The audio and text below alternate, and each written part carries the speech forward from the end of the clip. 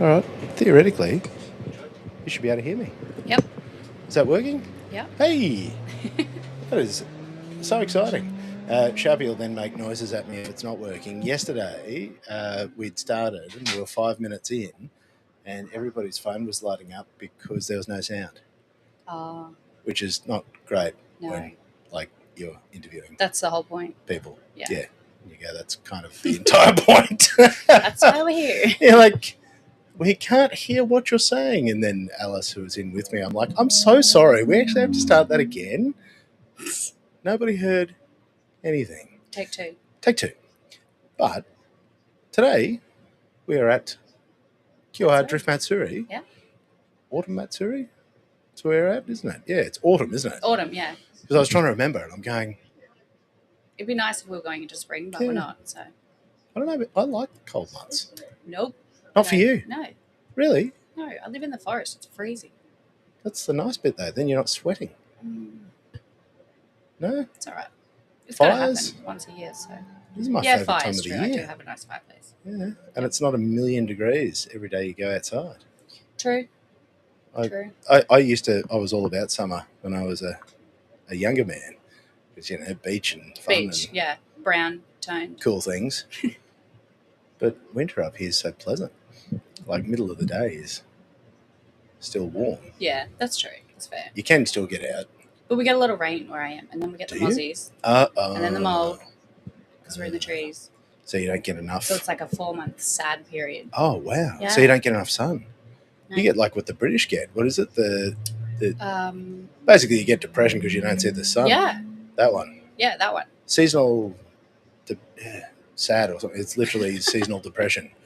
Yeah, because the sun yeah. changes its like rotation too. Like Yeah. it moves further away, so we're always in the dark. Ugh. Yeah. See, this isn't fun, is it? No. But it must be nice though in the forest. I mean, It is. I shouldn't complain. It's very nice. Do you get lots of animals? Do you get all the? Yes. So all the we're like on a wildlife? koala track. Oh, whatever really? they call that. Like Yeah, they migrate on the same on the same path every year, and they go on the same trees every year too. Oh, really? Yeah. So in August, there's like a 4-month period where they're traveling, and they go like right over my house. So they'll be in a tree that's like 2 meters away. Seriously? Yeah. See, that's kind of beautiful, isn't it? Like, Yeah. that's actually really. Yeah. We have wallabies at the front door every day. What? Kookaburras that come and we feed them cheese. See, that's kind of cool. Yeah, but my cat They'll caught a come through. kookaburra the other day. Oh. Yeah. Yikes. I saw that out the kitchen window. That's. Didn't see that. Didn't see that. No. What was that? You're like, That's a efficient cat. Yeah. Yeah. Look very efficient, but yeah. Sorry, wildlife. Sorry, mate. I did feed you for 3 years. Well, that's all right. Well, I'm delighted to have you joining me again. Thanks for having me. And it's again, it's lovely to see you, and I think it's lovely for a lot of people. We were chatting briefly before you came on, and the thing that we think is lovely is we walk past the car and we smile, Yeah. and we walk past everything of yours and everything you're doing, and we remember. Yeah. And That's the point. Yeah. Yeah, we remember in the most beautiful way. Mm. And I guess I was just keen to just keep checking in with you because Thanks. we're a big derpy family It's the best family. of car That's why we're still weirdos. coming. Yeah. Yeah. We love it. And I think it's lovely to still see the enthusiasm and to see the excitement and how cool it is because the rod's here Yeah. and Pete's behind the wheel. Yeah. So he was just out on short track, wasn't he? He is. Yeah. So we've got something going on with the gearbox, so he's scared to like flog it out on the big track. But okay. I said, Just do punt it. it around. If you get towed, you get towed. Yeah, Who cares? absolutely. Yeah. It's not Matsuri if you don't break stuff. Yeah. Well, he knows he has to fix it too. So And it's more of a if I fuck that, then I've got to rebuild all of that. But I just said do it. Yeah, absolutely. Yeah. He can just see that future him is In pain. like, yeah. He's like, I am making my life so hard here because I have to do this. He's like, Krista, you can help me then rebuild the gearbox. I'm like, yeah, sure. And then you can learn all about Yeah. the manual gearbox. Yeah, I can pass things Mm, and sit there. absolutely. Yeah. Like, that's helping. So somewhat, yeah. Moral support. Yeah. Yeah. I can pass the beers. Find the 10 mil. Yeah. Fine. You go, where is that tool that was in my hand 10 seconds ago? Gone. That's actually the entirety of working on cars. I can imagine. Trying to find the thing that you just had in your hand, and then you spend half an hour trying to find it. And then you put it somewhere where you're like, that was a really sensible spot. Oh, mate. Yeah. A big woosah. I guess I also wanted to just talk to you about Levi and Love that. everything that's happening. And again, just keeping the dream alive, because you've brought in with you, and I'll just shamelessly plug, 324 Never Left. Yep. That's us. Well, Levi started that. And like, it's just, it is something that I see everywhere, and it continues to make me smile. Good. Every time I see Levi on Me too. cars, people wearing the gear. Yeah, I take photos every time I see someone. Just getting out there. Yeah. And I think it's really special. Like, I think it's really special what you're doing, but I also acknowledge the complexity. Yeah. So it's like catch-22. We get here and we have the best time and we talk about him, and that's the whole point, to keep it going, also for our son. But then, you get home after the weekend and everything drops, and you're stuck in that for about a week where you're like, he wasn't there. No. And it's that suckiness, and I guess I guess these are the things that I'm just saying out loud, is that, like, I get that there's a whole lot that comes with this, with what you're doing, and there is, I guess, a mental load, an emotional load. Yeah, there is. That you have to carry that others don't see. Yeah. I mean, you don't get it until you've been through it. I had no idea about grief. No. And it's just there constantly. It's just like a piece of you now, like an extra arm. And it never changes. Like, it'll never go away. No. I have friends who've had fairly catastrophic things that they carry with them, and I've watched. Yeah, it fundamentally changes who you are. Oh, absolutely. I'm a totally different person now. Yeah. Like, I think I was probably a bit of a twat before, but I'm quite serious now. Yeah. Because you have to be a different person. Yeah. To sort of carry on, because the journey you're on is now a different journey. Yeah, it's more like we had all these plans. We saw this future. We were going, places. Everything fundamentally about me and my life was tied in with another person. And now that's not there anymore. So I'm like, well, what am I doing? Who am I? Like, what am I like on my own? What do I want to do? What do you want? Yeah, exactly. Because that's the thing. You've sort of got to take those plans and go, right, they're not as feasible now. No, because you need, two people, two incomes, to everything. And you go, I've got to do everything different. And then you got to, like, give it the time and the space. Yeah. Which is shit. It is so shit.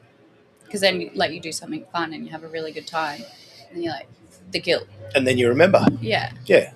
It pops into your head and you're it's like, it can't let you have a good time. No. Or I turn around to say something to Levi and he's not there. Or, no. Yeah. And you're like,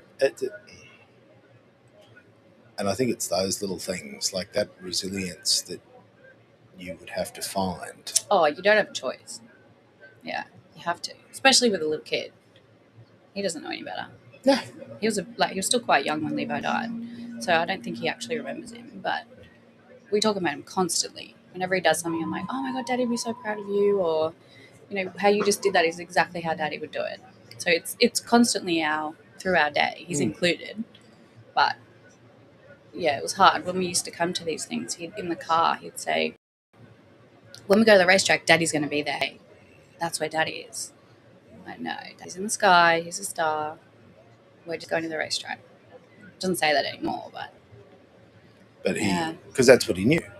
Was he knew racetrack was cars means Dad. Yeah, that's the place. Because how old's he now? He's 4, so he's 5 at Christmas, and then he goes to prep next year, which is terrifying.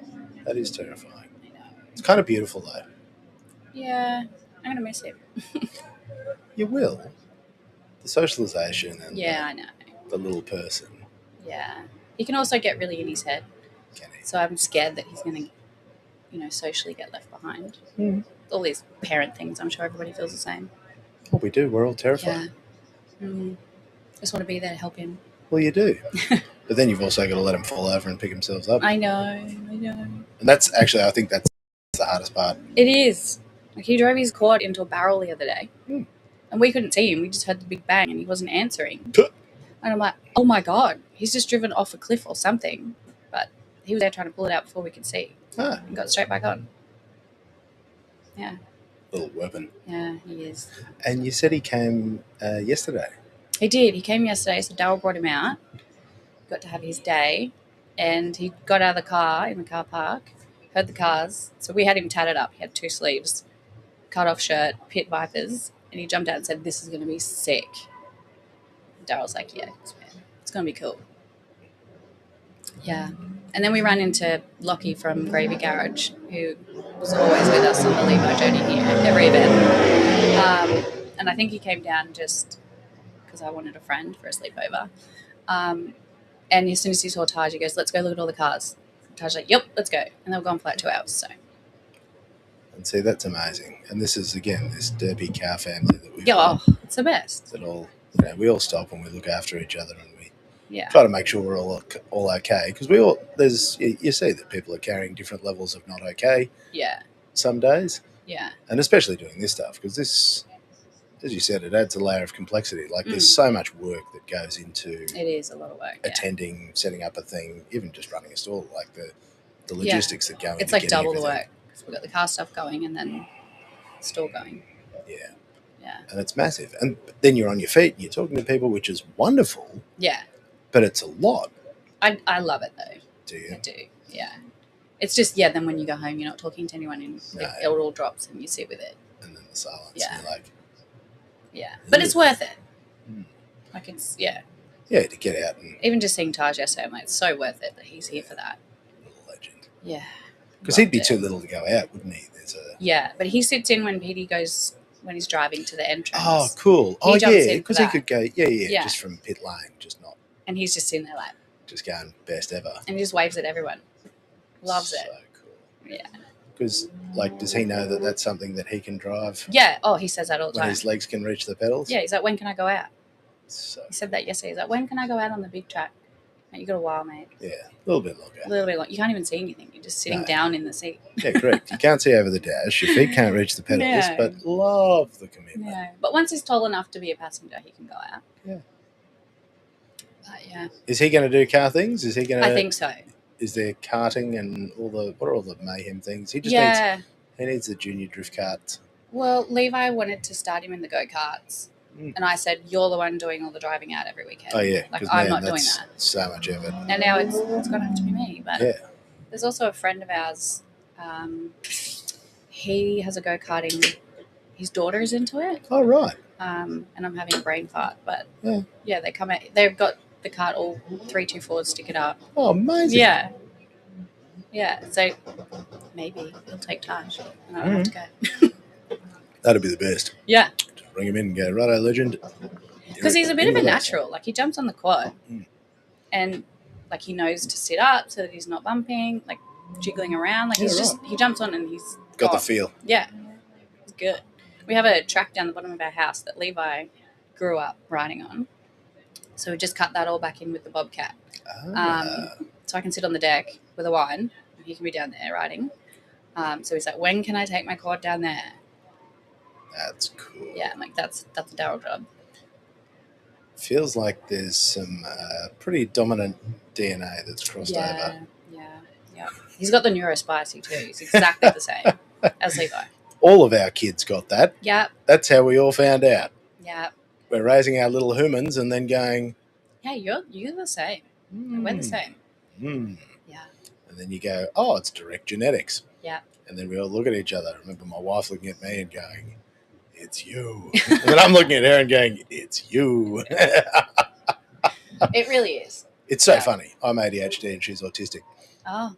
We didn't know. Good combo. Yeah, apparently it is.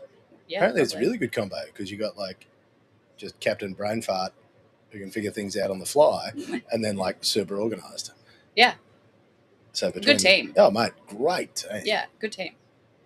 And apparently that's like scientifically quite a good team as well. And we're like, Great. What are the odds? Great. So your son will be like the perfect mix. Well, yeah, he got both. So he's AU ADHD. So the two of them battle against each other, which is quite fun to watch. It would be watching the brain work. Yeah, absolutely. Watching it joust, and you're there going, well, where you really start to see it is in the schooling. I'm concerned about that, yes. Absolutely. Yes. And it starts with the stuff that comes home and goes, has a little bit of trouble paying attention. I know, I'm waiting for that. And you go, oh, shit. Yeah. Have you met me? That's just our kid. Yeah. But it's the interest in things that they like. Yeah. If they like it, they just do it for all time. Taj is super creative like Levi. Levi was in sign writing. He loved designing, and Taj is a lot like that. Really? Like he'll sit down and colour in, and he's so serious about it. He holds his pen properly. He gets right into it. Obviously, ADHD, he's got tasks, so he's doing it. And after an hour, he's like, look what I did. And then out the door to something else. But he loves it. And the hyper-focus. Yeah. Yep. See, he's very creative. Yeah. That is not surprising either. It's interesting that all the traits come together, like the more creative, the more artistic. And look, I think the nice thing about at least the modern day compared to, when we were at school was you were just sort of pushed to the side and go, you don't pay attention. You're falling behind, mate. Yeah.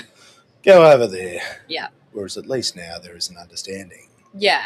Even dyslexia back when I was little, like that was never heard of. But Levi had that because it comes along with ADHD. It's all in the mix. Even as an adult, like he would be on the phone copying down a phone number and he's written it all backwards. Yeah. He's like, oh, fuck, I think I got that wrong. Yeah. Yeah. And it's all normal, but nobody pointed it out to us. No. He figured it out as an adult. Yes. When he should have got the support in school. Like he went to a private school and they just didn't bother. And I think that was the thing. There's just no understanding. Like since 2010 is probably when there's been more improvement. Yeah. It is so much better now. It is so much better. Yeah. Because we've seen, and I say this to you parent to parent, we've seen huge improvements because of the intervention that we've been able to put in. Oh, yeah, absolutely. And being able to help, because as the stuff identifies, then you can go, righto, we need they just need to learn a different way. A little bit of help there. Yeah. Yeah. They have brain breaks at school now. I know. Yeah. Mate, I just found that out. Yeah. And they stop and they have like fruit and little snacks and drink of water. And we did our prep tour a couple of weeks ago, and they have like a whole room that's like soft toys and forest, and they just go in there and chill whenever they need to. And there's a really nice lady in there. Yeah. The other thing that I've found weird is it's not Lord of the Flies at school anymore. It's not, the classics. It's not everyone trying to kill each other in the pecking order. Like there is a kindness, I've noticed. Yeah. The younger generations is very different. So different and so accepting of if their friends are having a moment. Yeah, differences. Like they'll actually check and be like, "Oh, you okay? Do you need something?" It's so good. And like the kids are there. Like we'd laugh, my wife and I. Like our son will be like trying to help regulate us. We're like, "Oh no, you're okay, Dad." Because I'll be like. Just losing my mind because I can't do something. He's got the tools simple. And you don't. Yeah, absolutely. And he's like, oh, no, Dad, just take a deep breath in and go in through the nose out. And I'm like... Hold that for 4 seconds, Dad. I'm like, settle down, Yoda. Like, you and your healthy coping strategies. Hey? Annoying you are. Yeah. We learned that rum and Coke was the solution. Like... That's like 80s. Yeah. Or the corner shop with all the lollies. Yeah, absolutely. That's how you solve these things. That or shut the hell up. Like, literally, yeah. Whereas that kindness, I just find it really lovely, and it is. Especially in this world because you look at all our friends, and we are all the spiciest of the spicy brands. Yeah, but no one's bothered by any of it. No man, it's the best. Everyone's just hyped on it. That's the best thing about drifting. Yeah. I see it in the design, the sign writing, the way we build the cars, the way it's that whole... The outlet. it is And that they're so whole proud. creative Yeah. outlet. Yeah. So the same as Taj, they're drawing and Yeah. showing the stuff. Like that's us going, I made this, Yeah. and then other people are like, that's cool. And you're like, I made know. this. Come look at mine. Yeah, totally. Super cool. And they were all like, that's so cool. That's so cool. That's so cool. I'm going to do that next time. Steal that idea. That's the best idea. Yeah. So we had a couple of dudes in here yesterday, and like they've been coming here since the dawn of time, like since the first Matsuri. And they said the most beautiful thing is that you just want to help people get out on track and have a good weekend. That was Levi's philosophy. Yeah. Just have a great time. Like he was sad when someone was broken down. There was nothing Totally. anyone could do. And no one can fix it. And then it's like his brain's like firing, like, let's ring Repco, let's do this, let's go into Ipswich. Like, because we are exceptional problem solvers. Yeah.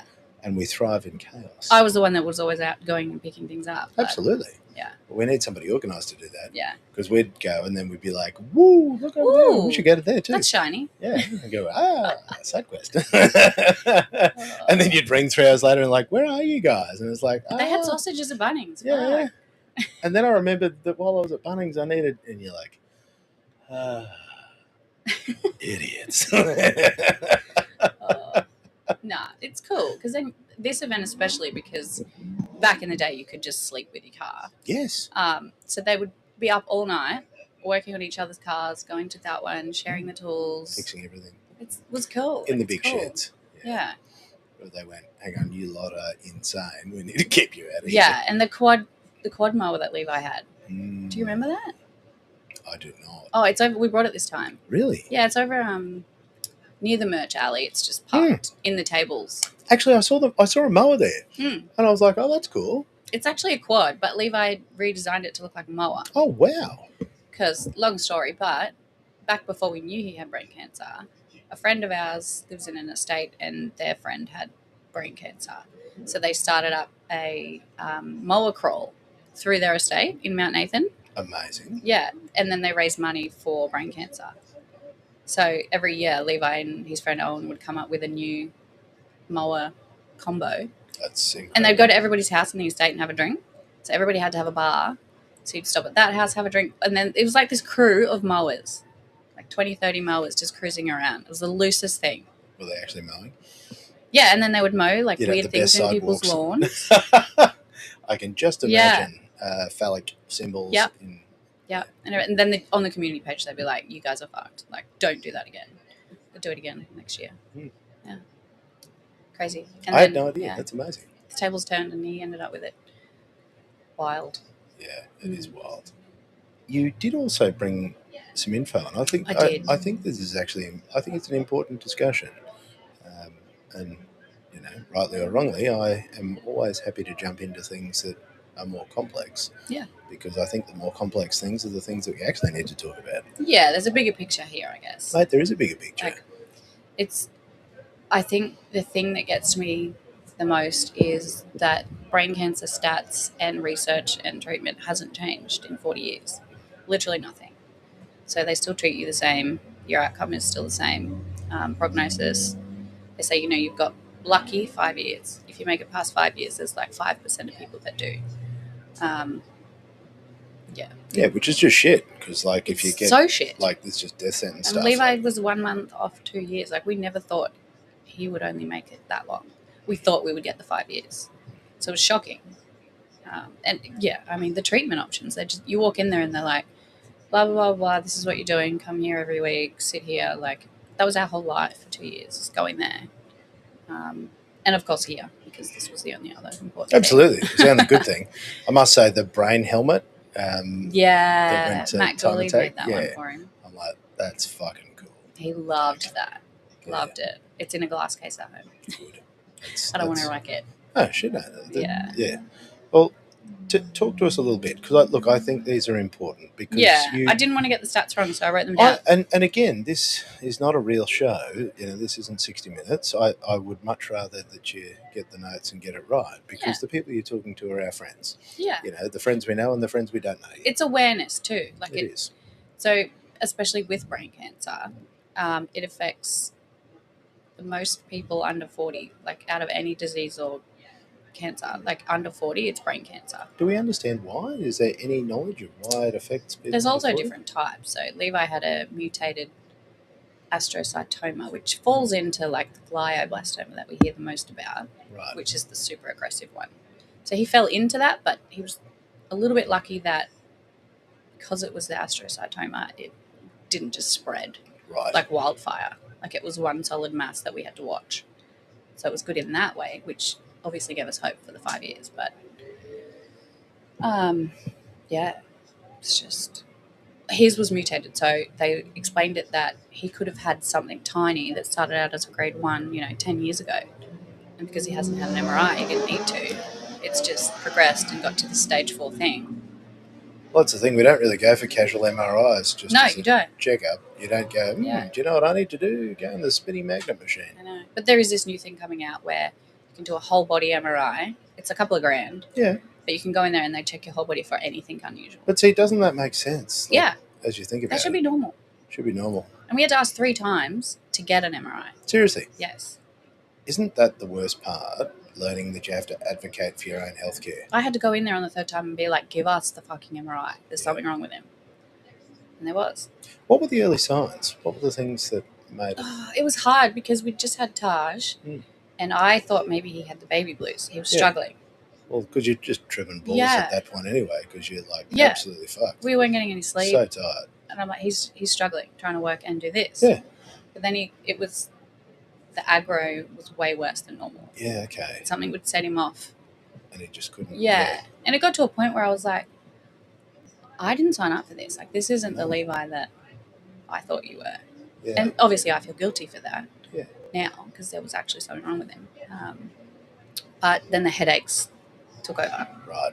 So I'm pretty sure it was his left side, but he would walk around like this all day. Oh, and it wouldn't go away. Nothing would make it go away. Yeah. So then we had to keep pushing for the MRI.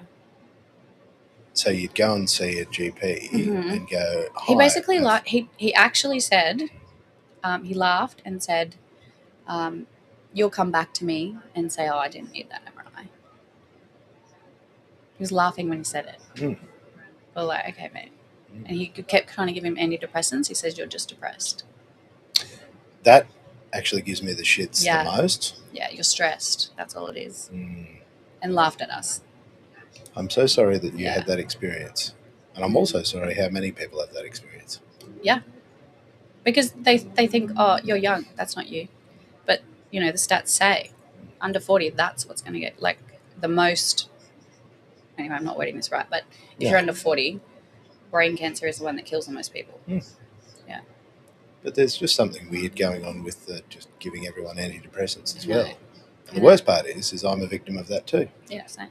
Yeah. Because I went and I'm like, oh, I'm not okay. Yeah. And they're like, ta-da. Yeah. And then I'm like, for years, I'm like, I'm still fucked. Yeah. And then you go numb. Yeah. After a while. And I've actually just recently got off mine a couple of months ago. Man, the fucking brain zaps. I'd heard about it, but like it is actually like you're walking along and you're like, and it is like someone's like fired a volt of electricity like through your brain. It goes like it's just the most unsettling feeling. Well, yeah, no, I'm not looking forward to that. Yeah. So I was just saying before, I recently started taking sertraline, pretty high dose, just because I couldn't get through the day. No. The grief was eating me alive. No, you'd feel like shit. Yeah. Like I would cry all day, not getting anything done. So made the call, said it's been a year and a half, taking the pills. But see, I'm so happy for you that it's working. It is working. Because that's the thing. It's a thing. I know that it helps people, but it's just that when that's masking other things and then people are not listened to. Yeah. I guess I just want to be cautious too, because I know after a certain amount of time you don't feel anything. And that's not good. So it's just to get me through this hump. I just need a break. Well, as you said, it was just never ending, just trauma. The grief is never ending, but I can't keep crying every day. No. It's not good for Taj. No. And you want to try to be present. Yeah. Like when I none want of to us do are perfect. happy things with him because I've just been so depressing. But yeah. I'm just really happy that it's helping and it's helping you to show up. Yeah. Yeah, absolutely. Because like we all need a helping hand from time to time. And the state of the world at the moment. Yeah, some more than others. And I must say, like that, I find that all mega depressing. Like all the stuff that's going on. You're just there going, for fuck's sake, Could we just have like 1 week where we don't have a once in a lifetime fucking catastrophe? I saw a meme of like something on TikTok where they were like, millennials have been through like 6 major world things. But I think the only upside for them is they don't remember that it was better. Like, I remember the 90s and the 00s, aside from Y2K, that was going to I make can remember that. all our computers melt Yeah. and the world was going to stop. That was the biggest blip. I was too young to understand, the financial crash in 92 and a few of the other things that happened. I remember the Y2K. I think I was like 11. Yeah. And my parents were like, I wonder what's going to happen at Yeah. midnight. It's going to happen to the computers. And then nothing happened. And we're like, no. But growing up, like being a little kid in the 90s, like I grew up in Lismore. So we would just ride our bikes till it was dark, play outside. My mum never knew where I was. No. Like just doing the dumbest shit. Yes. And I would never let Taj do that now. Like we keep them around. It was a different time, for sure. Oh, totally different. It was great. Chatting to a fellow the other night, and he used to go to a quarry that they couldn't do anything to because there was asbestos in it, and so they would build jumps and then like jump into it. Yeah, he turned into a bloke that actually like did FMX and downhilling and stuff, but it started by the asbestos might come back. Breaking his wrists and things, jumping stuff as a little fella, because again, 1980s baby. Yeah. So same thing, was just out. Well, yeah, we had forever. Like big watering holes out wet in Lismore. So we were constantly swimming in there, jumping from waterfalls. Like Mum never knew. Yeah. Not at all. Like out on your bike all day. And, all day. Climbing haystacks in sheds with like giant huntsmen, snakes. Just being big idiots. Yeah. It was great. It's good. Now my kid watches YouTube. So much YouTube. Yeah. What's he into at the moment? Well, we're logged into Levi's, but keeping the premium going. Hell yeah. It's good. No ads. But it's adults. So he's watching whatever he wants. Yeah, cool. And then he comes out with some real questionable sayings. Real zingers. Like, we really need to get the kids' YouTube. Yeah, you got to watch that. Look, the kids' YouTube is good. It does sort of, especially the potty mouth and adult themes. I should do that. It helps. It's the IT of it, really. I don't understand. Nah. Most of us don't, I'll be honest.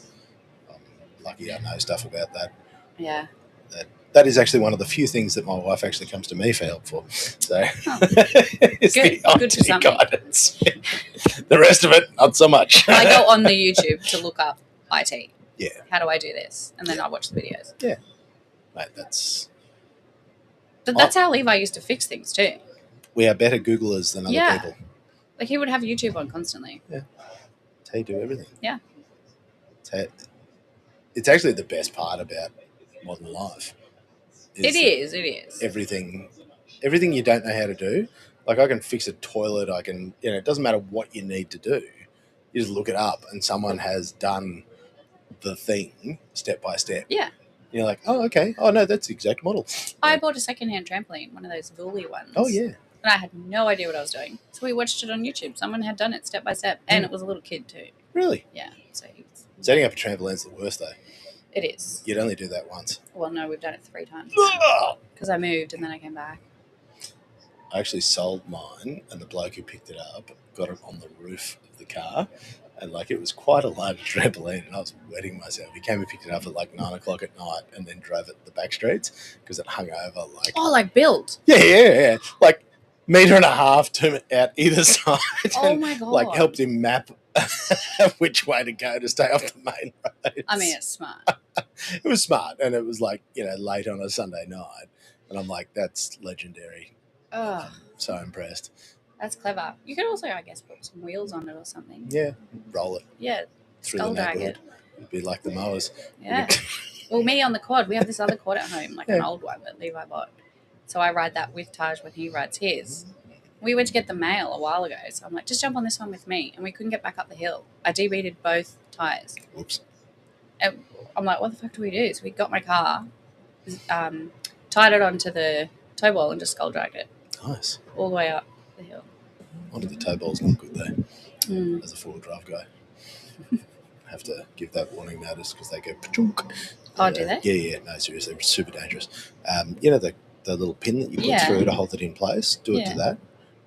If you do it to the pin, you're good. Uh, The ball, and I only share this with you because it can go so horribly wrong because it'll like yeah. Well, I thought weaponize. that I could put Taj on it to steer. I'm glad I didn't. Yeah, because it also flings.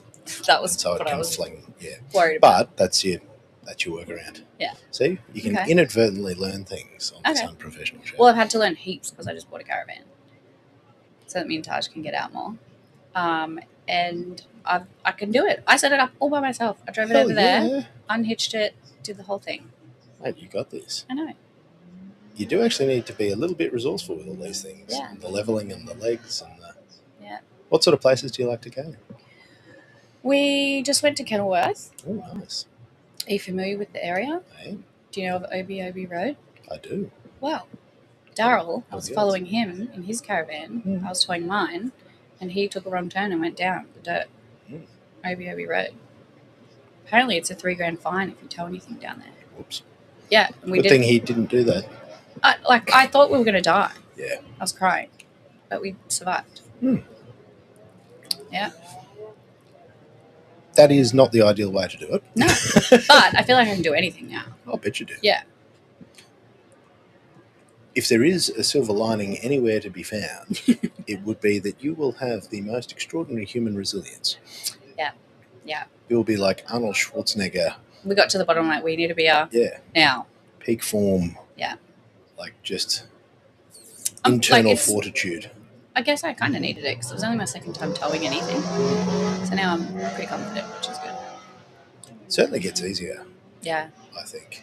it does. But I love taking my family camping We always camped. We used to have a bigger one, but yeah. because it's just so wonderful to get.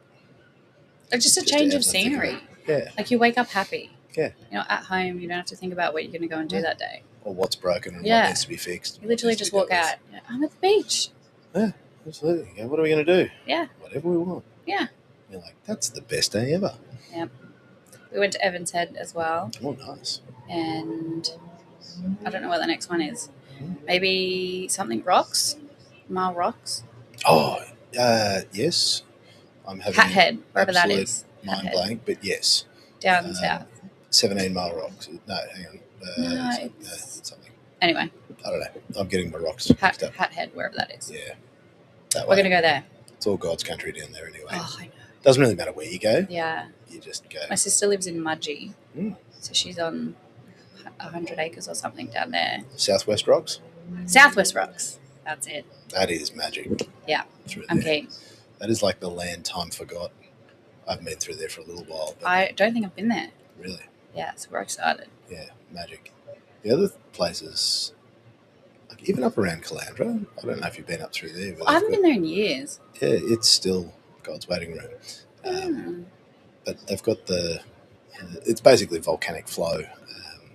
But you can walk around it. It's got a little rock pools and stuff. And oh man, like hours of like little human just like looking, because there's crabs and there's like all the little Taj would things. love that. And you're just like climbing and all. Yeah, every time we go there, just hours of. Cute. Yeah, and don't step on the green ones. Oh. Because then. That like the slug? Slippery. Yeah, everything that's slippery. Yeah. You just axe yourself. We went on a trip when Levi proposed. We went north and just camped all along the way. So nice. And we stopped somewhere, Red Rock or Wreck Rock, Yeah, okay. just out of Bundy. Right. Stunning. It's got the rock, like what you're saying, and they've got kind of like sand rock pools. Oh, okay. We just sat in there and read a book one day, the whole day. Magic. It was so good. Yeah, there's a whole thing up that way. Big Sandy? Does that ring a bell? Maybe. Maybe? Yeah. It's like a kilometre of sandhill, and you've got to like radio and then just full noise to get up it. True. Yeah, a bit further north of there. Is that Rainbow? A bit further north again. Trying to remember, but True. brain like a sieve. Yeah. No, We got so many good places to go. This is the whole thing. Like, I know, endless. That's Endless. why I got the van. Yeah. Like, probably not great financially to do that, but we need the good memories. I'm sick of the sad ones. Correct. And making new new memories. ones. Yeah. Yeah. So I bought him a Polaroid camera, and I put him up a little board in the caravan. So now every time we go somewhere, Oh, he can cool. take his photos and stick them on, and they make him so happy. See, that's beautiful. Yeah. Does he enjoy the Polaroid? He Like, does. yeah. But he takes photos of the dumbest stuff, Yeah. like grass, and sticks it on there. He's like, that's the grass where we went. Isn't it amazing, though, that that's what they find interesting? I know. Like, It makes him happy, though, whatever. through their lens of the way Yeah. they're seeing the world, they see that and they're like, that's awesome. Yeah. Through the eyes of a child. Hey? 4-year-old eyes. Yeah. Mm. Little legend. He is a legend. He's like my little best friend. He doesn't seem like a kid. They Talks do that. to me like an adult. I find they do that. That's normal? Yeah, because we've just got just a little boy, and that's what it feels like. Is it like there's a parenting relationship there where there's boundaries. Yeah, absolutely. But there's a mateship that like I don't recall because it was very much us and them in sort of the parenting styles. Yeah, well, the it was a time. bit, yeah. Whereas there's a collaboration. Yeah, I feel like of we're sorts. just hanging out doing fun stuff. Pretty much. We'll be like, oh, Mum, do you see that over there? We should go do that. Or like that's wicked. Yeah. Because they're so intelligent. He's so intelligent. And they see so much and they think so much and like you just let them pull the thread and then you can support them. It's very cute. Like my little bloke's they're at the planetarium today. Aww. Some friends. There's like some outer space alien type thing there. Cute. And they're doing that. Nice. And you're just like, it's so cool. Yeah, just watching it all through their eyes. Yeah. Yeah. I try to do all that fun stuff with Taj. Get to see it all again. Yeah. What I want to know is what are we doing for you? Because I said, we've got to get you in your own drift car. Oh, I said, if there's any interest, so we've got to... Oh, there is, but, like, it's just, I'm scared. Because people are going to be like, oh, that's Levi's wife, and she's really bad at this. Oh. I think you'll be very surprised. Yeah. Oh, I don't need to learn manual. I still can't do that. It's embarrassing. It's okay. Yeah, we'll get there, though, because we have an S15 at home that Levi bought forever ago, and it's in pieces, so we've got to rebuild it. But the goal is to get that going, and that can be like my little practice / and then I'm not wrecking the hot rod. Absolutely. I think it'd just be really cool. It would be. I'm just a scaredy cat, but I will do it. And like Ali Rinter. Absolutely. Yeah. She keeps trying to get me to come out. And I will. Well, I'm peer pressuring you as well. Yeah, cool. I'm peer pressuring you to come to Ali's. That's great. Like, just as a guest. Yeah, I will. And just come and hang. Yeah, I know. And get you doing some stuff. But I know, it's as soon as I get around Grant, he's like, he picks me up and puts me in cars. Like, yeah. There's no getting away. No. We're like annoying friends too. So. It's the best though. Yeah. Well, I feel like I should let you get back to running the stand. Yeah. Tiff's got that under control. Oh, see, that's nice. Yeah. She worked with Levi. Yeah, right. Yeah. And still helps. Yeah, she loves it. Yeah. A lot of good people, hey? So many good people. I mean, yeah, that's part of the reason why we come. We want, awareness for brain cancer, something to seek for Taj. We want to drive, and we want to be around all these people. Because they're the best. Yeah, the best. Because I walk through and you see everyone and you're yelling horrible things at your friends. And, it's free dopamine. Yeah. Yeah. Love it. Endless free dopamine. Yeah. And then JD at night. Oh, yeah. Yeah. And I think that's the ice cream truck. I don't know if you've spotted that, but they've literally got an ice cream truck going around. Taj got one yesterday. Man, Sharpie and I got choc tops yesterday. I haven't had one of them forever. Yeah, same. We're just like, how good's this? So good. Totally good. Taj tipped his into a cup and made like a bowl. Now, for people who can't necessarily get to an event but might want to jump in and support, and they can get some merch and things online as well. Yeah. So we have a website, 324 Never Lift, which is NBR LFT. We are rebuilding a new website, so the old one's still up, but it will look a lot better soon. So we sell everything on there. We sell a bit more because we go through like a third-party company, so we can do a bit more. Oh, fantastic. Yeah. So you got all sorts of cool things on there. Yeah, and we're giving out discount cards everywhere we go too. So Oh, fantastic. Hmm. Well, I am delighted to see you, and I really appreciate you thanks for having me. taking the time to come and talk rubbish with me. Yeah, Because no, I'm good at that. so that's what we do here. This is not a real show. Accidentally might learn things, but Yeah, no, it's cool. the main thing is just hang and talk rubbish with our friends. Love But that. yours is a story that means a lot to It's hard for Means a some lot to people, I us. think, but it's important. So It is. Yeah. And by saying the things out loud as well, and Yeah. giving permission to people who aren't sure how to yeah, behave or and what to I guess do. reassuring people that you don't need to walk on eggshells around us. Like we want to talk about it. Yeah, we got this. Yeah. We got this.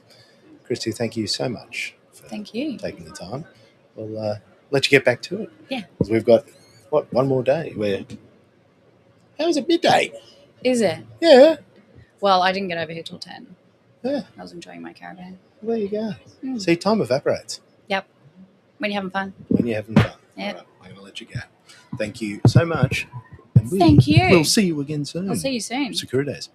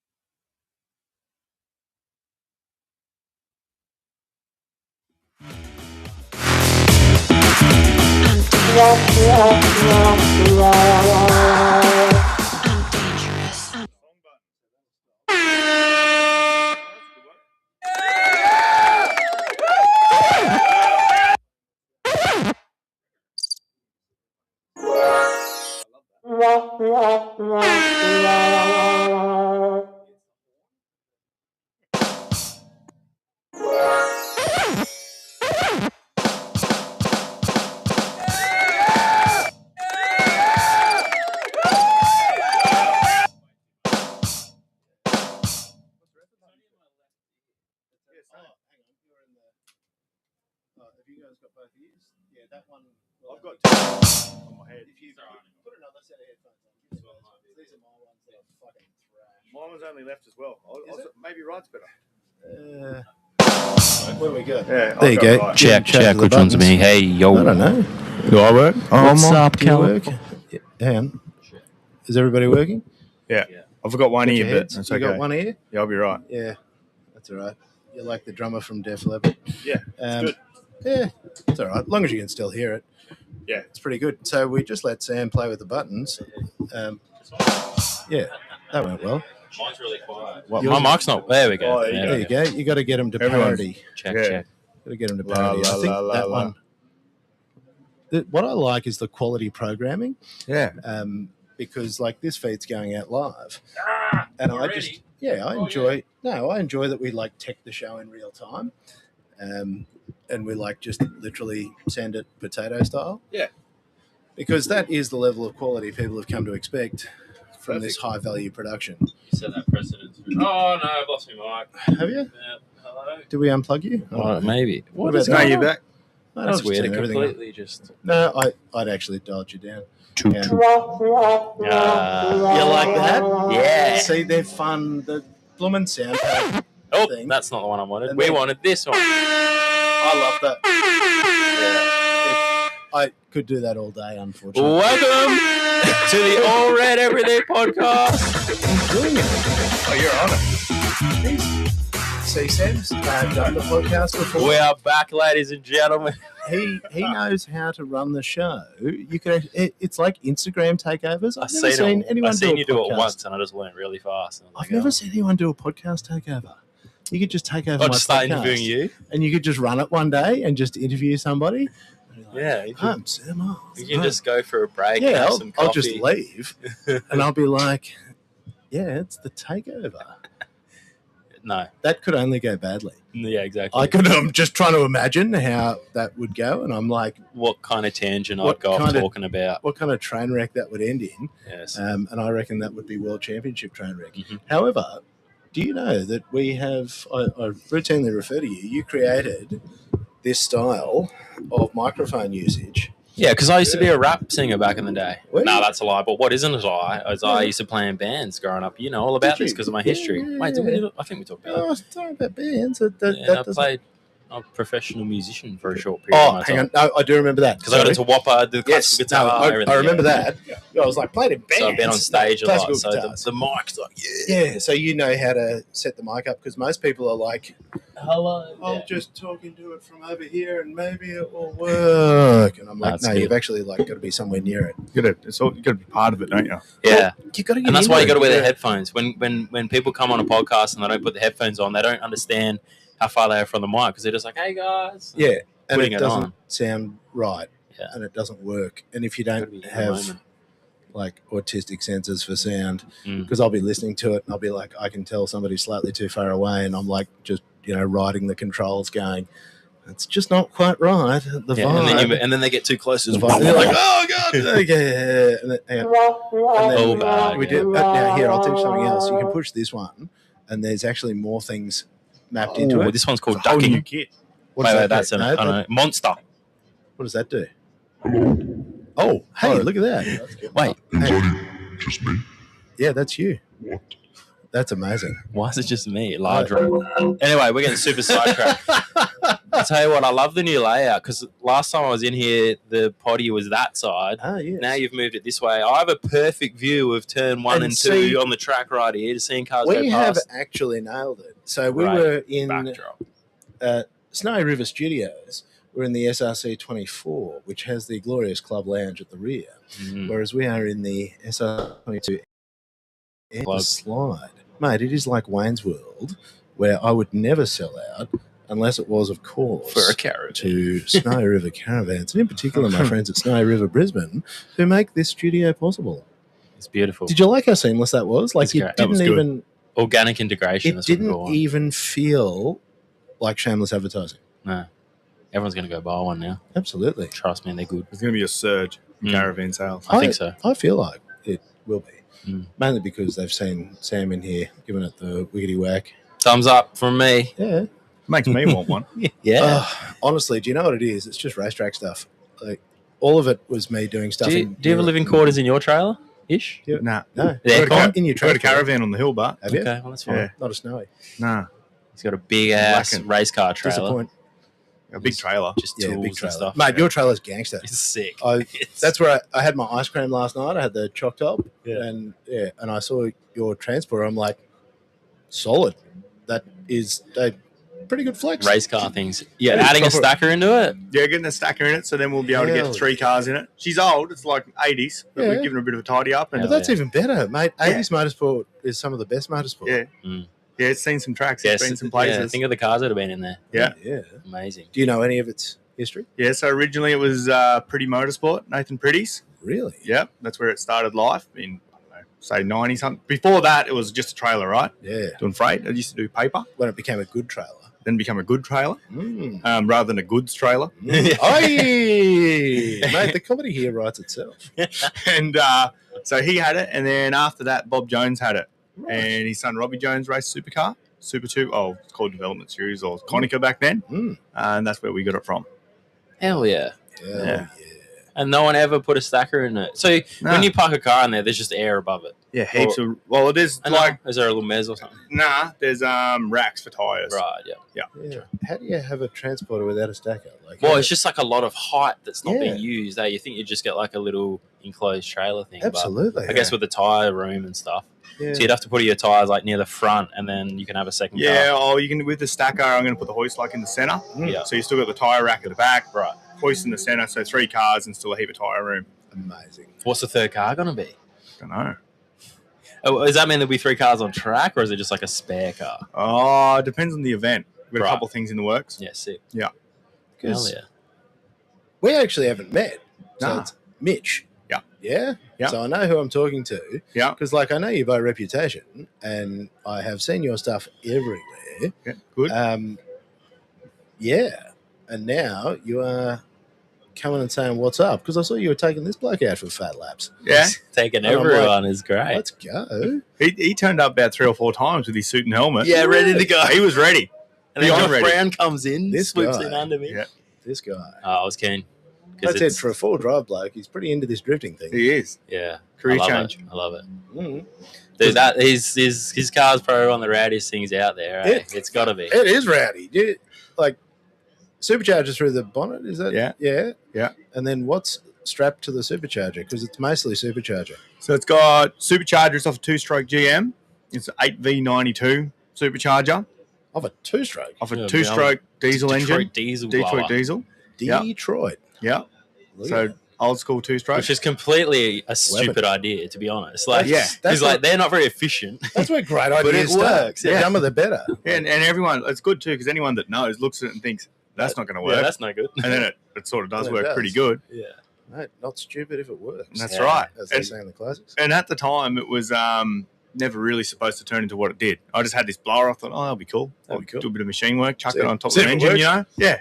Yeah. Have a crack. This Does will be it- fun. Feels like it's bigger than the engine. Like if you had to put a Yeah. reducer on it to make it fit. Nah. It is big. Like it's bigger than a conventional 871 marginally because rotors are a different size and stuff. It's not too big. Fucking huge. It's massive.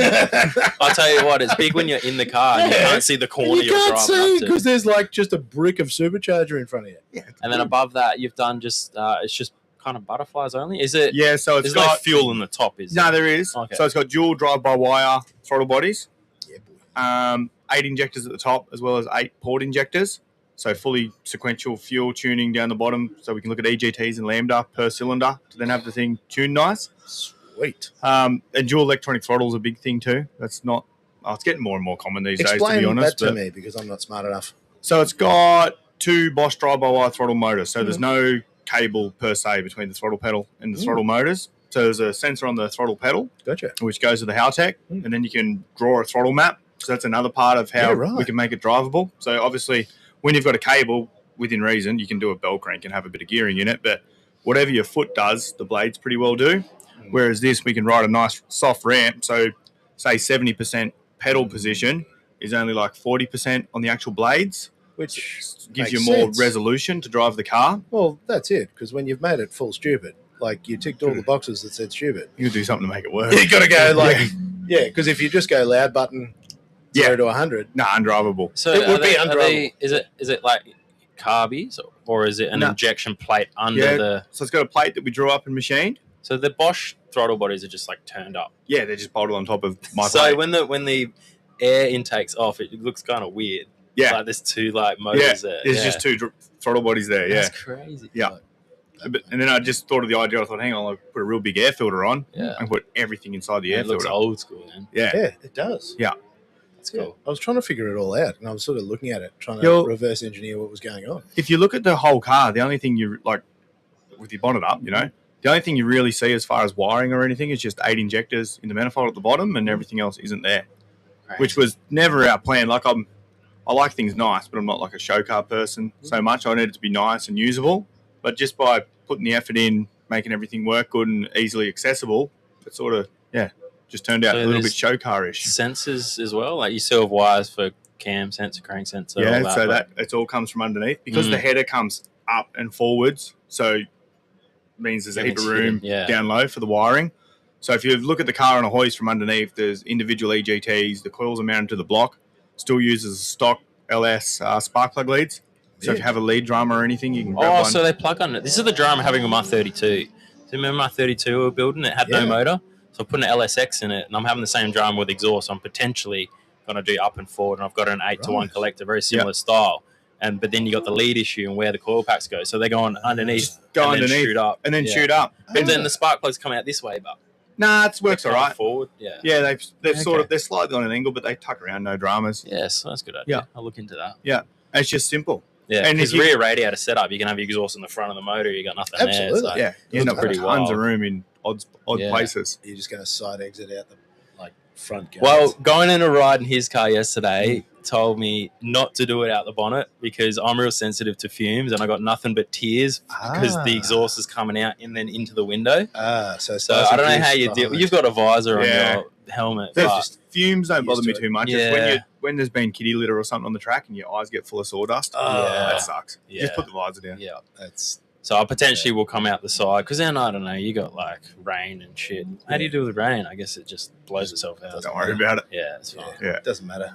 But it's pretty cool coming out the bonnet. You get the flames coming up and stuff. So, it gives it more atmosphere. Yeah, looks cool. You got blower in the middle, then fire both sides of the blower. It's for the crowd. Let's be honest. It's for the people. And because it's not turbo and that, a lot of people run and shit out the bonnet, but turbos make them quiet because this thing's like straight out the heads. It's loud. Yes, I'm aware. I was there when you were. It shows through, So it's doing a few more revs than most other things too. Is it dry sump? Yeah. Yeah, it has to be. Of course it is. Dry sump, solid roller. And same with the Ute? Yeah. Is that kind of the same motor? Similar. Ute's a little bit more cubes. So the Ute is like 390 cubes, a bit more stroke, similar bore size. What power does that make? Ute makes 715 at the hubs. So that's kind of more than the blown one? What's that? 85 horsepower difference. So Ute's 715 and the blown one's 800. Yep. Yeah. So all that supercharger. It doesn't necessarily need to be there. Well, the S13 smaller engine as well and got smaller heads and stuff on it too. Yeah. I'm not saying that it's a poor choice or that there's design inefficiency. I'm saying it's magnificent. It's gas. It looks great. Like, who cares? There definitely is design inefficiency when you got a GM blower on top. I can promise you. That's crazy. You went down that road. Like you say, it was probably you were going to be a temporary thing, but it just stayed. Yeah, I just thought it was cool. I thought I got this blower, I'll build it, and I never thought that. Like I wasn't doing it for anyone else. I just thought it'd be cool for me. Yeah, that'd be cool. I thought this would be cool. How long you had that car? What's the history of the whole car? I've had that. So how it all started, I've had that car for ages. I wanted to build a circuit car with it years ago. Anyway, I never had the money to do that at the time. Too much. Then, so it just sat up. We had this engine room. You sit on top of the engine room for years and years. Then I've had the Hilux forever. That was like my red P-plate car sort of thing. And then it just naturally progressed into what it is today. Which was like a N70? It's an N70. Yeah. And they've got the N80 front. Yeah, correct. Yep. So Panel House do that conversion front now. They do a rear as well. Oh, they might not. Anyway, I'm not sure. So they definitely do all fiberglass rear. Yeah, mine's all fiberglass rear. Yep. Who made all them guards? You didn't Uh, buy them? Oh, it'd be like the ages Super ago. Ute series No, stuff. Super Ute series has tubs. Still normal tubs, and they're dual cab. Okay. Yeah, Right. I had a guy making me. That was a long time ago. I went the fiberglass sides. Right. Yeah, it might have been Ross, maybe. Yeah, no, it wasn't Ross. Okay. No, it wasn't Ross. He's done some stuff for me afterwards. Yeah. Then it's still got an N70 tub side, which I just put an N80 flare on and N80 tail lights. So it just looks pretty well N80 now. Yeah, sick. Yeah, so that thing, I had that Hilux. I did a heap of drifting with that, as some people might have seen. Then it sort of started getting out of hand, so I wanted a simple car. So I bought a 350Z, put an LS in it because that's simple. Apparently. And then that's where the supercharger deal started. So I put a 850 Holly on that, on an LS1, which was way too big. So I had this terrible like dead spot. So rather than put a smaller carby on it, I thought, I got an idea. Add more air. Let's put a blower on this thing. So that's how that all started. Anyway, one thing led to another, bought a house, blah, blah, blah. I had to sell the car, right? So then a bit of time goes past and I still got this blower. So I'm like, oh, yeah, here's an idea. I'll just build the Sylvia as a practice car. That'll be fun with a blown LS. Practice car. Yeah. And then that ended up, It's become a pretty good practice car. Yeah, it really. Because, mate, you've gone and starred in the TV commercials and, like, you're everywhere. You're in supercars. You're just... I've been doing a bit lately. Mate, you're just, like, A-listing all over the place. Yeah. Like, what is going on? Well, I'm just a normal dude that built a cool car, I guess. And then people are like, what's up? Yeah. Bring it here. Yeah. Here. Well, I built that thing. Then it sort of all got carried away. We did a real nice paint job. And Levi, Christy that was just here, her husband did all the original wrap and everything on it. So like an unreal flame job, coolest looking thing ever. And that's when I had all my name all over the side of it and stuff. And I bought it here to a Matsuri, I don't know, probably 4 years ago maybe, and that's when it was carbied. So this 850 problem, I solved that a little bit too. I just put two of them on top. Well, of course. If with one the doesn't blower work, still. Hey? With the blower still? That was with the blower. So blower and then two carbies. So I had blower and twin carbies. So it was all kind of mechanical, no electronic injection or anything. Correct, yeah. Yeah, And right. the spark was controlled by, they don't do them anymore, but Haltech had, I don't think it was called a VMS, whatever the little Haltech spark only box was. Anyway, I had that, and it had, I took the, God, what are they called? I haven't had much sleep. unsurprising. Oh, God, what's the names? In the carbies, in the metering block. Oh, the power valve. I took the power valves out, right? Yeah. I was going to say thingamajig, but I took the power valves out because I couldn't be bothered boost referencing the carbies. So when you put a carbie on top of a blower, you run boost to it so it gets a reference of what's going on below the blower. Yeah, I couldn't be bothered doing that. So again, I had this same big flat spot pretty much. So which you could have fixed, and it had a bit of fuel slosh. There was shit going on everywhere. Yeah. Anyway, I got that much attention and everyone loved it so much, and Haltech looked after me with a bit of stuff then, that we just put an R5 in it and made it injected and dual drive by wire and just did the thing nice. Took it all away. Because you're a tuner-ish. But you're an engine builder, but you can tune yourself. Yeah. So we do heaps of engines. Yeah. And we've been tuning. I've been tuning stuff since I was a little kid. Okay, yeah. So we've had dyno shops since like the whole So time. that's I've how you grown could get up. around the whole, like, trying to get it to work R&D. You could do it yourself and figure out all that, That's he keeps casually saying, I just machined something. And like anyone who just casually drops into He's a a sentence, wizard, Harry. I was looking and then I just machined something. Like that is usually the fact that they can engineer the shit out of things. Yeah, I've been fairly lucky too. I've always had, that's what's been around me. So since I was a little kid walking around, the world's been my oyster. If I wanted to do something, the facilities were there pretty well to do it. So what's the family business? Like what's So the old man's always had engine shops. Gotcha. Which I was obviously around as a kid. So engine shops and tuning, it's been the primary thing. Then recently, a little while back, we got into when diesel tuning was becoming a big thing. We started doing lots of that. So US Diesel is us. Yeah. So we're doing heaps of like Cummins, like EGR and E5 engines, like Interesting. 15-litre stuff. So done lots of that. You like 15 Cumminses. litre? Yeah, so all Like trucks. big truck stuff. Yeah, gotcha. Yeah. So lots of that, lots of Caterpillar. Never did a whole lot of Detroit. So who would want to tune for a cat motor? They want to say there's two types of people. There's either some bloke who's an owner-driver who wants to pass everyone up hills, or there's the other people that want to make money out of trucks that if you can use less fuel. Gotcha, yeah. So efficiency is the main thing. Okay. Yeah. So that's what we did. Lots of that. So we had truck dyno as well. Truck dyno. Yeah. So I can just imagine what that looks like. I can just see a It's story writing itself with this bloke. I can just see I can literally hear his cogs turning, going 15 litre truck dyno, truck dyno, 15 litre. Like, how many superchargers can you put on that? Heaps of them. I see where the Detroit diesel blower comes from. Yeah. It all starts It all right starts in. making sense This because I is was things trying to that we're understand. about. Yeah. Because you're like super bizarre. Like, how did we get to here? There's a few things missing. I've left a few steps in all that. Yeah, this is like a podcast on its own. You got to get this guy on for the story because I'd listen to this. No, We're we'll getting have to do something. we're getting a quick rundown. Rundown. Yeah. So there was simplified a bit. We've always done diesel stuff and the race engine stuff. Then as the diesel stuff, especially the tuning, got bigger, the race engine stuff sort of got put on the back burner a bit. Interesting. We focused on that. Then as time come on, probably a bit of ADHD actually, we sort of got bored of the diesel stuff a little bit again. So now we're doing a heap of race stuff again. Yeah. And still do lots of diesel tuning. So we got dealers all over the place. We do the tuning for, and then so they're the ones doing it, which there's plenty of that goes on, and I'm the one on the laptop or whatever making all the files. This is so interesting to me. So still do lots of that. And then we build all the TA2 engines. So for Trans Am and TA2. Really? Yeah. Because I have had so many TA2 drivers rolling through chatting to me, just telling me how much they love that series. Those cars. And it's just growing and getting bigger and better. Love it. Yeah, right. Yeah, again, makes me think of you. I reckon you, mate, if you get yourself a steer and a TA2, I reckon you'd have the time of your life because they're the sort of car that if you've got a bit of skill doing sideways things, that's the sort of, if you know how to make a car dance, but also...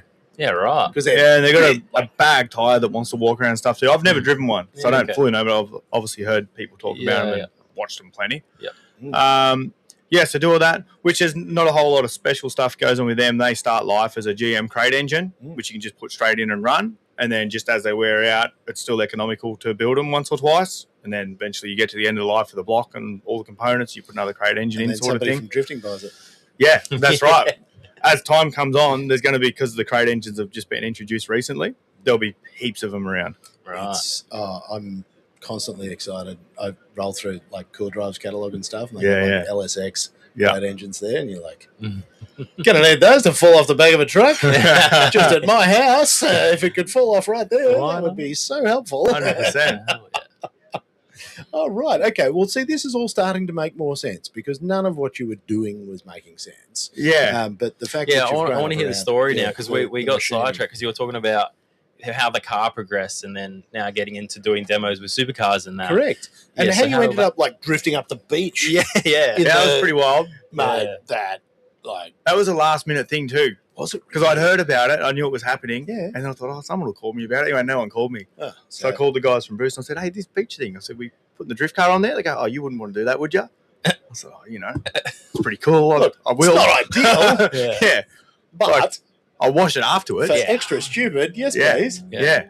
So that was a last minute thing. It wasn't going to go on there. And then, because I watched it and I'm like, that is just unhinged. Oh, it was cool as hell. Like, because to have that car, did you put any lift into it or anything? No. Or was it just low tide? And put it on, just low tide. And they found a nice hybrid of sand. Like you need a kind of wettish. It was real bad. Like obviously wettish sand was what it was. It was sweet, but there was a heap of wind that day. So as the tide's going down, the swell kept coming up. Right. So we only had a small window of opportunity. Far out. Yeah, we sat there for like 5 hours waiting, thinking, "Come on, get good." Yeah, it was a bit, you know how the beach gets a bit wavy and stuff. It was not terrible, but it was waves pull back, and then the beach left over is not flat. It's like, whoops everywhere. So we just did a couple of recce's and then away we went. Found a spot.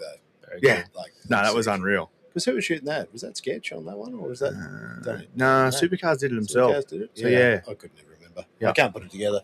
There's too I feel many like cool I've seen Sketch. I think was there. Was he potentially? Yeah. Because I remember seeing on his story the drone. He was doing some drone stuff. Maybe I think. But yeah, it's wild that they sent a supercar into the sound too. It's obviously like an X vehicle for something. It wouldn't have been the latest, greatest comp car they had. It was just one of Matt Stone's cars. Yeah. I don't remember exactly. Yeah, because it would get all ruined too. No, Cleaned out. but luckily we're all people who are like, that's so dumb, let's do it. Yeah. Like, that's what people. I mean, I'm see stoked these that days. they got the approval to do that. Let's be honest. Yeah. So shout out to the government for that. That's the wildest part. To think about, we're driving, we are running amok on the beach. Choppers, planes, Right. everything. And like, you're not supposed to be doing this, and yet somehow it's happening. Yeah. Like, we are living through a great era. Yeah. How good. Where shenanigans are like, this is actual real work, because you know, you're here proudly wearing your sponsor cap as well. Yeah. And you can, you know, subtly plug that Boost Mobile have been doing that's good things cool, with you. They've been unreal to work But like, with, it looks like it's been unreal. Yeah. Because they've been heavily involved in supercars. Yep. And, you know, obviously I'm somewhat aware of that, you know, that business's story. And that was like hands-on in trying to make things happen. Yeah, definitely. And, you know, you've been in the place at the time doing the things and managed to put the pieces together. And I'm like, respect. Yeah, and it's just been a win-win for everyone. Like, all parties involved, everyone's just loving it. Yeah. Everywhere. Yeah. Because it looks good, goes hard. Because there was never any entertainment in supercars in between stuff, or like at least not televised as well. Like you're getting some airtime too, which is cool. Like, we get airtime at Gold Coast and stuff, and there's bits and pieces people always send me go through. There's like no contract or anything to say it's televised, but there's bits and pieces, that make it through. But there always has been some entertainment at supercars, But mate, we've probably just leveled it up a notch, turning up with things like that, and we're doing. You had like fireball things going on. You had JB there as well. One of them, Josh Botcher. I saw him. Yeah, he did Gold Coast. Yeah, But I saw photos of you guys going through, and there's flames going up in the air, and I'm like, sick. Yeah, it's good. Yeah, Gold Coast Boost definitely runs amok. Yeah, because that's their whole atmosphere. Plus, it's their event, obviously. Yeah. And so like doubles down. Yeah.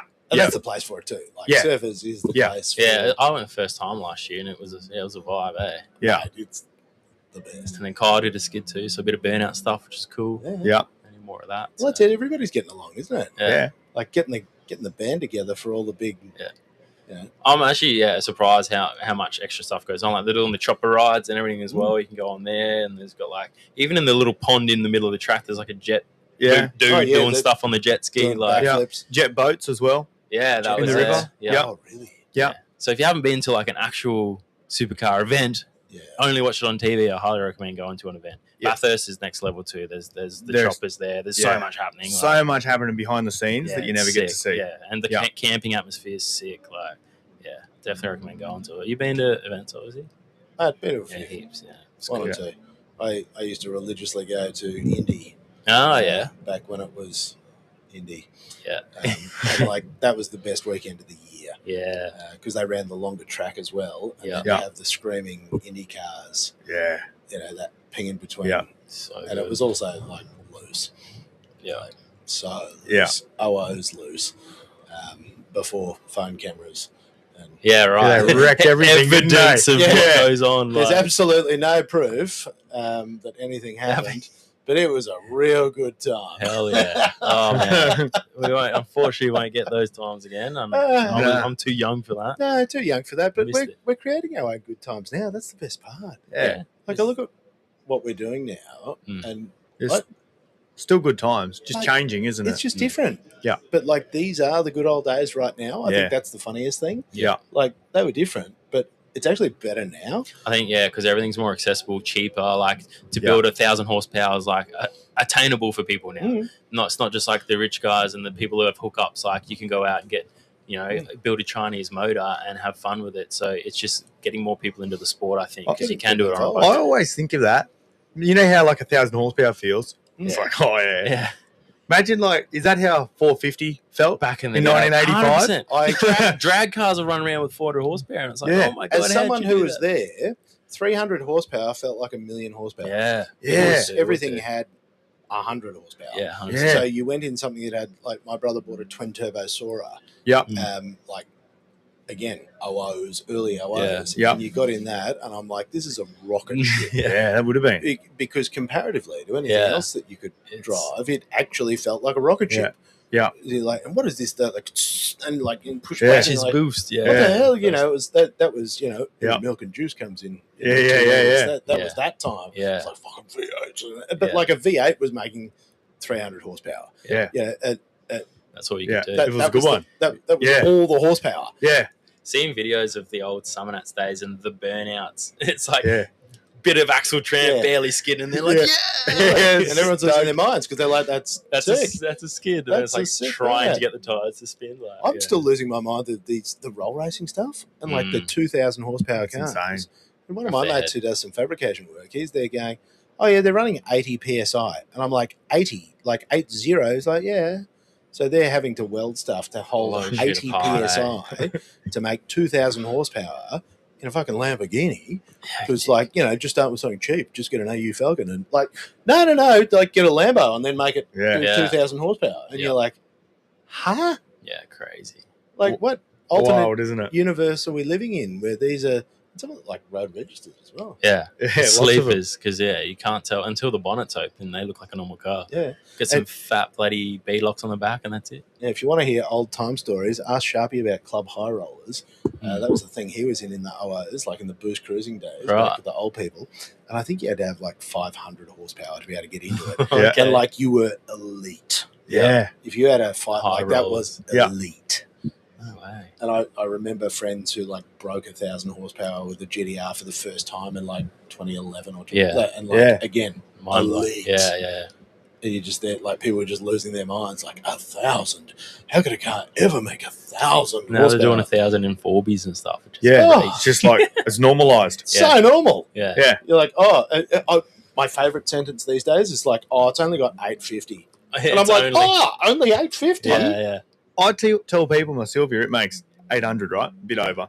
And they go, how much power has it got? I say, 800. And they look at me gobsmacked. Yeah. Like, it can't be 800. Like, nah, you're wrong. Like, mate, it's got 800. They just look at it and it just looks like 1,500 to them. It's It's like, you got this blower and headers and everything. I'm like, it's got 800. Like, It's got magic. It can have unicorn numbers. Yeah, It it's can- an Yeah. illusion. I love telling people, my monster truck thing, yeah. twin turbo, 671 big block Chev. I love telling them it's got like 2,000 horsepower, but it's 2-bolt mains. It makes Yeah. maybe 300. but it's more believable, though. Yeah, they're looking at it. That thing must be off its head. I'm like, yeah, it is, bro. Yeah. You go, it's mad. Well, I say 800 and get 3 follow-up questions. Yeah. Because I've got to justify why it's so low. Yeah, Or I yeah. just say 1,200 and they're stoked. They believe it Yeah. easier. And you go, it makes 1,000,000 horsepower. Yeah. Yeah. There probably is a lot of unicorn numbers out there, too. I guarantee Some of the there's stuff, some- this 1,000 horsepower Yeah, stuff. 100%. I've listened to people who talk about this sort of stuff, and before they answer the number, they go, the humidity or the this or the that or the something Yeah, else. yeah, On yeah. this certain And I'm day. like, Yeah. all I've learned is the upper limit that I want to know about is 450 horsepower. Past 450 horsepower, everything breaks. Mm. You have Yeah. to make everything stronger A normal Yeah. car, yeah. Yeah. past 400-ish Yeah. horsepower. So Yeah. I find that is about the right amount. Yeah. For If fun you, and if you cheap. just want it yeah. to go and like Yeah. do the thing, Yeah. but not break everything every Yeah. time you drive it.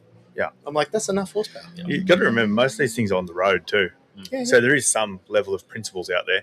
Yeah. Of how much power. And some people with 1,000 horsepower can't necessarily utilise 1,000 horsepower. No, I'll it's sort of be throw it out there. drivable.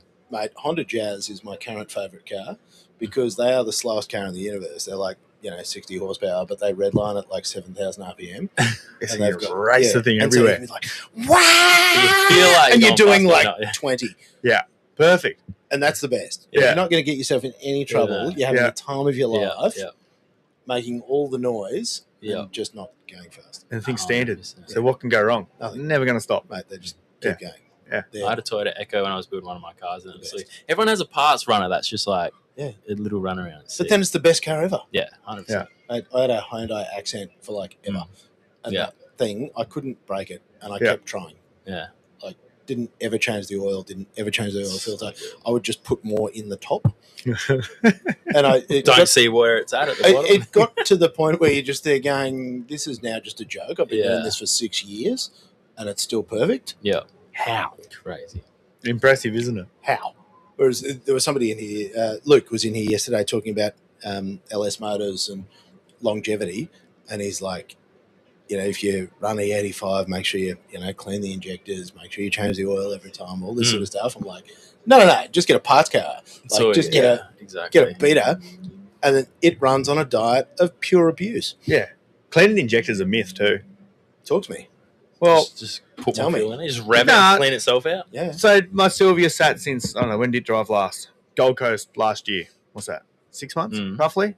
And I put it on the dyno, ran beautiful. I thought, I should just buzz these injectors up, have a look, put them on the machine. All perfect. Really? And I do nothing as far as looking after injectors. It still had E85 in it. Yep. Really? Had E85 and it got turned off, unbolted the blower. There was still E85 in it, in the rails from last time. It's the same fuel in the tank. Interesting. Yeah. It's not as bad. Like, if you leave it for a couple of years, yes, it'll gum up. Bad. But I don't think it's not as bad as everyone says. And tell me about, you've got plenty of E85 experience at eating fuel lines and all these sorts of things. You I haven't seen it. haven't seen it? No. No? Just I've seen it on the internet. Rubber hoses, but obviously running nylon, bloody, Mine's all Teflon and stuff, which is good. But yeah, never see it. I've seen a little bit in carbies, like when it evaporates out, it leaves a bit of white powder stuff. When you take the bowls off, that's about it. It's not as bad as everyone thinks. run some start you bastard through it. Yeah, good to go. And I don't put any additive in or anything. Yeah, Just nothing? the only thing I see a little bit of when I freshen the engines up is when you've had a cylinder. The main thing is the E85. If you don't get the engine hot, the oil temp hot, it's got like some water in suspense in the oil, right? Which is condensation essentially, because the engine makes some condensation. So if I'm going to start a car, I want the oil temp to get over 100. Otherwise, I'll go to all costs, not start the thing. Yeah, right. And then if I turn it off, say I've just turned them both off now, I'll load them in the trailer without starting them. Because they've been too... Yeah. It's too cold. All that condensation in the oil goes. If you just change your oil, that fixes it. Like, is that what I you're saying? I don't know if it does, because you change your oil. It depends if you get it all out. Yeah. Because that's the big issue. Because I'm doing my Chev, which is going to be blown methanol, and that's like that times 10 because you get so much stuff in your oil. Yeah. And I spoke to one guy, and he puts an element, like a 240 volt element, in his sump. Yeah, mine have got that. And he'll cook it and watch the color of the oil and try and evaporate. Yeah, you steam all the shit out. Yeah. So that's the biggest killer, right? It's just that. Yeah, it's the people that start it up, and especially people go, oh, I'll start it up to run it up, Yeah, that's a common thing. And the water temp might get to 80 or whatever. The oil temp's still 30. And you got all that condensation. Then you turn it off, and you got the condensation in the oil that's up and down your bores because that's what's lubing it. Put it everywhere. Then it goes rusty. It rusts the skirt to the bore. Then you start it again. You never know what happens. And then eventually the engine's just a bit more worn out than it should be. Shit, that's the biggest thing I see. 180 twice in the last 6 months just to give it a run, and I did exactly that. Maybe, that's actually get it hot. Maybe I'm wrong. But that's what I see from evidence when I pull the engines apart. And the Silvia, especially with all the boost stuff it did last year, it did heaps of idling, like beach stunts, perfect example. Lots of putting it in place where it had the drive, just didn't have the people to push it and stuff. And worst it's ever looked. Really? When I manage it and keep on top of it. Interesting. And only start and get the oil temp up. Makes sense though. Like when you actually think about it. Yeah. But when you say it looked worse, what is it? Is it just causing a little bit of corrosion on the bore and that'll just start fucking with your rings and stuff? Or it's just got pitting, rust, literally rust. Yeah. So you have to go hone the thing. Then that rust, you got to hone it. Yeah. That rust that gets in there, right, becomes then particles through your oil. So it takes out valve train. Cam lobes look worse. Lifters look worse. Everything looks bad. Makes sense. There you go. Hot tip for the take of the day. Need to get like your micron filters, but for your oil. Yeah. Do it when you go out bush and you got the bull dust that goes into everything. Yeah, rust. You need micron filters but for the oil. Yeah. And I've always enjoyed the magnets as well on the. Yeah, I'm not sure if that's a good thing. Yeah. Pulling the iron filings out. Yeah, what happens with the magnet, right? And it just depends on the car. Let's go. But if you start the car cold and rev it, so you got this stick oil that's got all this energy to pull something with it, it'll suck the stuff off the magnet and pull it through the bypass inside the filter. Ouch. Yeah. Because I've done that too. Until I started thinking about it. Sometimes you look at it and you think, look at all the bits. Yeah, in a little bit it's kind of fine to spin around the motor, but when you get a chunk of it. Yeah. Because if you don't have the magnet, it just gets lodged in the filter anyway. Yeah. It's probably safer in the filter. Interesting. Yeah, because most people as well put the magnet on the bottom of the filter because it's easy. I'd like put it on the side, but the bottom is common. And that's right where the bypass is. There's a little valve inside the filter. And anyone that revs anything cold, that's when the bypass is fully open because it can't all fit through the filter. Right. Sucks shit through with it.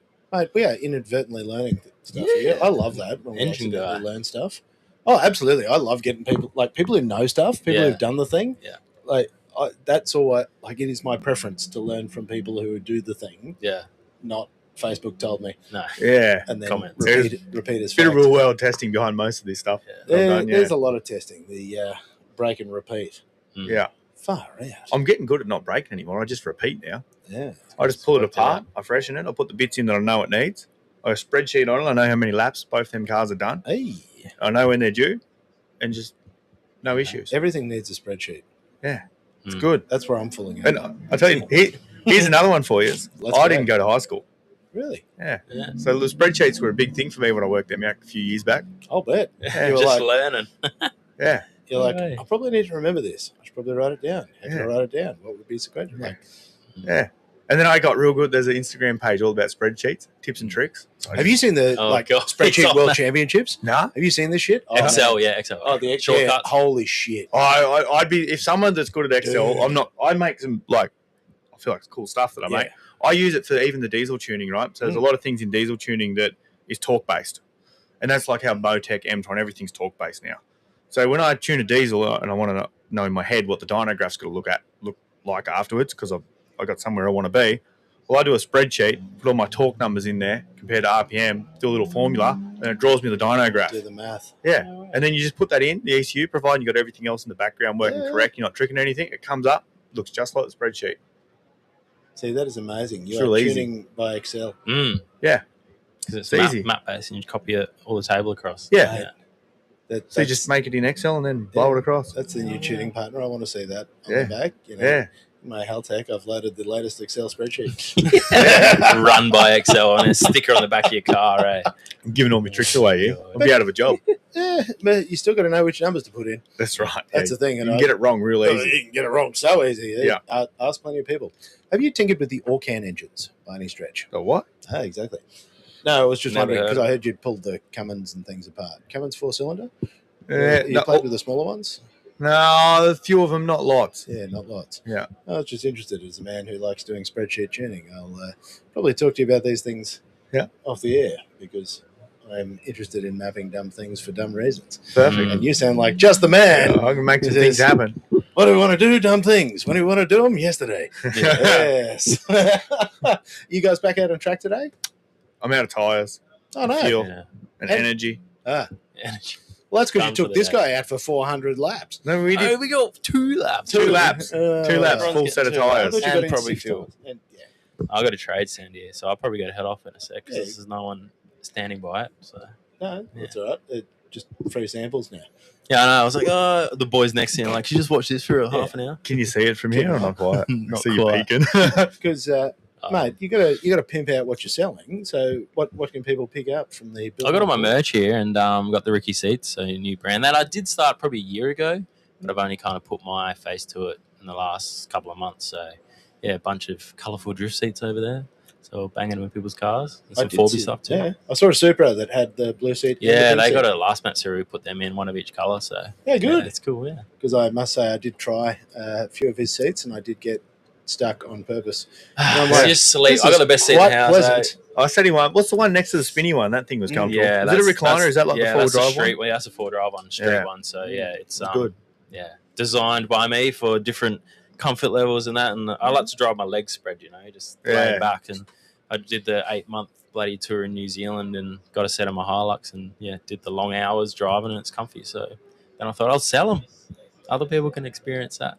Isn't that the best that you've designed your own seat because you're like, I don't like this. I just hated I'll seeing fix it people myself. throw in XR6 ratty, moldy shit. Oh, And I'm like, yes. I'm trying to keep them at that same price point. So it's a no-brainer to get brand new Alcantara seats off me Because rather that was a than your big bloody thing, the bloody second- XR6 seats. Yeah, that but was they're old now. They're shit. internet Yeah, they're trend all- thing, and they've all got holes in them. Yeah. Yeah, and and Mackie the side of them's all from everyone getting in and Yeah, out. They're all yeah, too wrecked. much. Yeah, so they're all mine are bent. flat, easy to get in and out of in a 4B. So yeah. Yours, I fit in yours. I've sat in like some Chinese Recaros and stuff, Yeah. and they're like, I'm like, oh my god, my Yeah. cousin had a I set. mean, a lot of people think I need a bucket seat to be locked in, but you Oh. actually don't. When Nah. you're in a touring car, you want comfort and you don't want Yeah. to be locked in. Like it still has a side support, but I've angled them out a bit, and it's just Yeah, if you're a bigger dude too, like you'll fit in nicely, and it's Well, that's like, it. You need to have chungus sizing. Yeah. yeah. So- Well, I so fit just real go- good. Yeah. Usually, I'm too tall, like for a lot of seats, and my Yeah. shoulders sort of end up where my head's meant to be, Yeah. or where not where my head's meant to be, but someone's, I guess. Yeah. Yeah. No, I Yeah. fit good.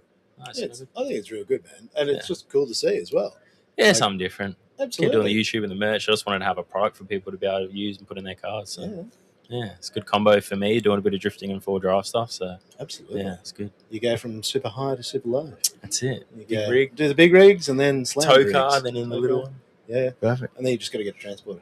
I know, I'm working Yeah. on it. I'm working on it. Everybody needs a transporter. Working on a new trailer. Yeah. See how we go. That's the best. Anyway, I got to better get back, hey. Yeah. Well, Thanks I'm gonna for kick chat you guys again. out. Get Mate, this going for a bloody proper awesome. potty. Yeah, we'll do a real one. We'll do a real one. Do it wrong. I mean, they're not very professional, but we try. Feels good to me. He's actually going to be running it, so he's going to. No, Don't don't get me to all the because questions. then I can have a day off. Sidetrack. Righto, guys, we're going to pull the pin here. Sam Isles, Thanks Mitch for Bourne. coming. All read everything live. QR Drift Matsuri. Is this what I do? This music?